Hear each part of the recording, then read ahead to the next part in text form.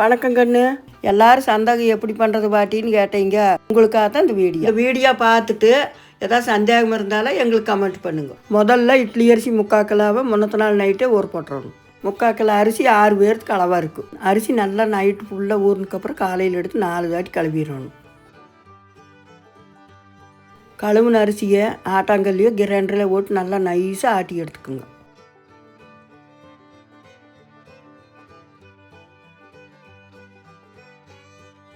மாவு நல்லா இங்கே காமிக்கிற மாதிரி நைஸாக இருக்கணும். வடச்சட்டியில் எண்ணெய் ஊற்றி மாவை போட்டு நல்லா கெட்டியாகிறளவு வணக்கி எடுத்துக்கணும். வணக்கிறப்ப எண்ணெய் கொஞ்சம் நிறையா ஊற்றிக்குங்க. அப்போ தான் சந்தக புளியருக்கு சௌரியமாக இருக்கும். மாவு இந்த மாதிரி கெட்டியான அப்புறம் மாவு இறக்கி வச்சுட்டு இட்லி சட்டி வச்சிடலாம். இட்லி தட்டில் ஈர துணி போட்டு மாவு இட்லி மாதிரி பிடிச்சி தட்டில் வச்சுருங்க.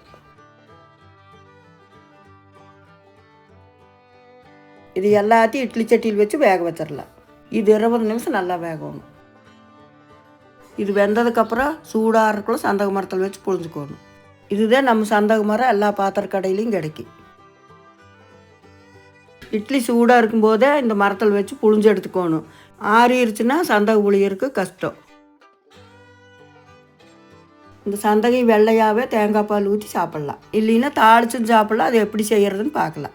அதுக்கு பொடி பொடியாக வெட்டுன்னு சின்ன வெங்காயம் பெரிய வெங்காயம் சேர்ந்து காய்க்கலாம். 4 பச்சை மிளகா, கொஞ்சம் கருவேப்பிலை, 6 தக்காளி அதில் பாதி அரைச்சி எடுத்துக்குங்க. ஒரு வடச்சட்டி வச்சு அளவாக எண்ணெய் ஊற்றிக்குங்க. அதில் கடுகு போட்டு பொரிஞ்சதி கடலைப்பருப்பு உளுந்து பருப்பு போட்டு தாளிச்சுடுங்க. கடலைப்பருப்பு உளுந்து பருப்பு வெந்ததி வெங்காயத்தை போட்டு தாளிச்சுடுங்க. கூடவே பச்சை மிளகா கருவேப்பிலையும் போட்டுருங்க.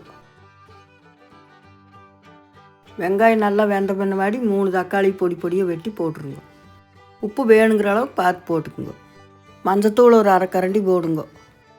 அப்புறம் அரைச்ச தக்காளி எடுத்து உள்ளே ஊற்றி வணக்கி விட்டு மூடி வச்சுருங்க. தக்காளி நல்லா வெந்ததுக்கப்புறம் மல்லித்தழை பொடி பொடியாக வெட்டி போட்டுருங்க. அதை நல்லா கலந்து விட்டுட்டு சந்தகை உள்ளே கொட்டிடுங்க.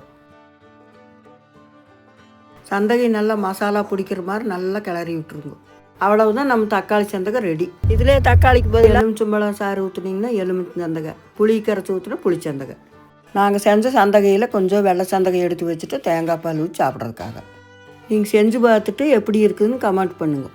தாளித்த சந்தகைக்கு தேங்காய் சட்னி தான் நல்லாயிருக்கும். எங்கள் சேனலுக்கு மறக்காமல் சப்ஸ்கிரைப் பண்ணிடுங்க.